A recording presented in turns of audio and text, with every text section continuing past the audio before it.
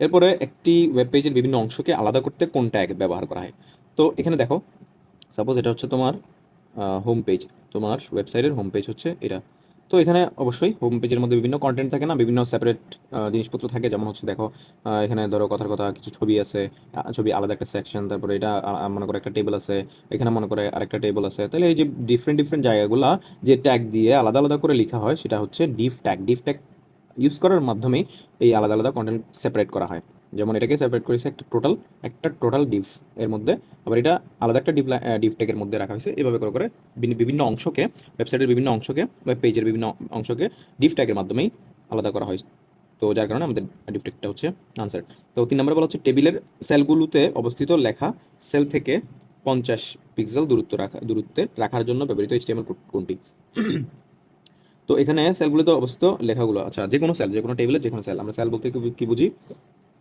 Suppose এটা একটা table, এটা এখানে এই টেবিলটার মধ্যে আমরা দেখতে পাচ্ছি এই 22 লেখা আছে, 22টা দেখতে পাচ্ছি। আচ্ছা এখানে সেল স্পেসিংটা বলি আগে, তারপরে সেল প্যাডিংটা ইজিলি বুঝে যাবে। সেল স্পেসিংটা হচ্ছে দেখো, এখানে লেখাই আছে সেল স্পেসিং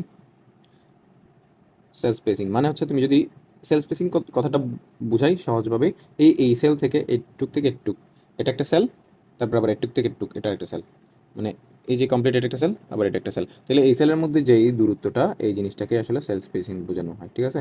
এটাই হচ্ছে সেল স্পেসিং যদি আমি বাড়াই তাহলে হচ্ছে এই সেলের, দুইটা সেলের মধ্যবর্তী যেই ফাঁকা জায়গাটা এটা বেড়ে যাবে, এটা ফাঁকা হয়ে যাবে আরও সেল স্পেসিং যদি আমি বাড়াই দিই। তাহলে তার মানে আমাদের কি বুঝতে পারতেছি, এই সেল স্পেসিং রিলেটেড যতটা আমার ইয়া থাকবে, অপশন থাকবে, সবগুলো হচ্ছে বাদ হয়ে যাবে অটোমেটিক্যালি, হ্যাঁ। তাইলে এইটা বাদ। তারপরে সেল স্পেসিং কোথায়? আর এখানে কলাম স্পেন, এটা তো হবেই না, এটার সাথে এই আমার সেলগুলোর সাথে কোনো সম্পর্ক নাই এই কলাম স্পেনটা। তো এরপরে হচ্ছে সেল স্পেসিং কোথায় আছে? আর কোথাও না। আচ্ছা সেল স্পেসিং কাটা। তাইলে আমাদের সেল প্যাডিংই হবে আনসার। আমি একটু বুঝাই দেই তোমাকে, সেল সেল প্যাডিং কোনটা হবে এটা বলতেছি। সেল প্যাডিং বলতে বুঝাই, দেখো 22টা এটা একটা সেলের মধ্যে আছে, সেলের মধ্যে লিখা এই 22টা খেয়াল করো, এই সেলের এই বাম পাশের যে মার্জিন বা যেটা দাগ দেখতে পাচ্ছি এটা থেকে একটু দূরে অবস্থান করতেছে। এই যে অংশটা, মনে করো এটা সেল প্যাডিং এই মুহূর্তে মনে করো 1 পিক্সেল দেওয়া আছে, তাহলে এটা একটু পর্যন্ত দূরে গিয়ে, এই দাগের একটু দূরে গিয়ে 22টা লিখে থাকবে। এখন আমি যদি সেল প্যাডিংটা বাড়াই দেই, তাইলে সাপোজ 50 দিচ্ছি, তাহলে এই 22টা লেখা থাকবে হচ্ছে এই দূরে গিয়ে, এই জায়গায় লেখা থাকবে, এই দূরে চলে আসবে 50 দিলে। এটাই হচ্ছে আসলে সেল প্যাডিং এর কাজ। তাইলে এখন সেল প্যাডিং গ হবে নাকি ঘ হবে?